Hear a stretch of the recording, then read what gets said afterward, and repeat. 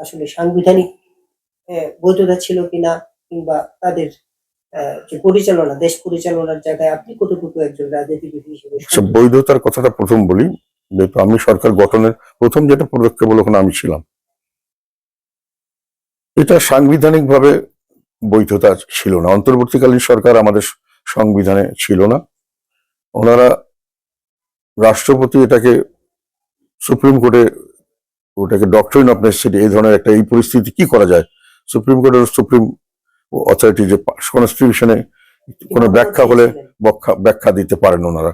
ওনারা যেটা ব্যাখ্যা দিয়েছেন বলে আমি শুনেছি বিভিন্ন নিউজ সংবাদ মাধ্যম থেকে, সেটা হলো যে একটা নির্বাচন করতে পারবেন, এই ধরনের বৈধতা হয়েছিল। এবং ওনারা সংবিধান সংরক্ষণ করবেন, মানে সংবিধানের অধীনেই এই সরকার চলবে, নির্বাচন করবেন, ওইটুক বৈধতা ওনাদের ছিল। এর বাইরে যেগুলো ওনারা করেছেন ওগুলো সম্পর্কে আমার মনে হয় না, আমি যেহেতু এটার ব্যাপারে এক্সপার্ট নই, তাদের কোনো বৈধতা ছিল।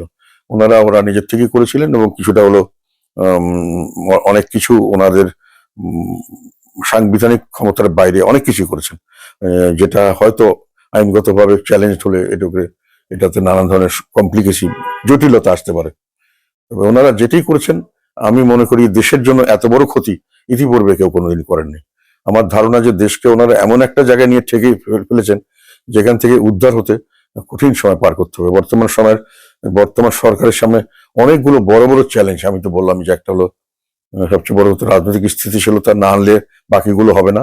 তার মধ্যে অর্থনৈতিক অস্থিরতা অত্যন্ত বেশি আমি মনে করি, এবং সামাজিক অস্থিরতা অত্যন্ত বেশি এখনো আছে, এবং এটাকে সামানো কঠিন হবে। এইগুলো কিন্তু ওনারা তৈরি করেছেন।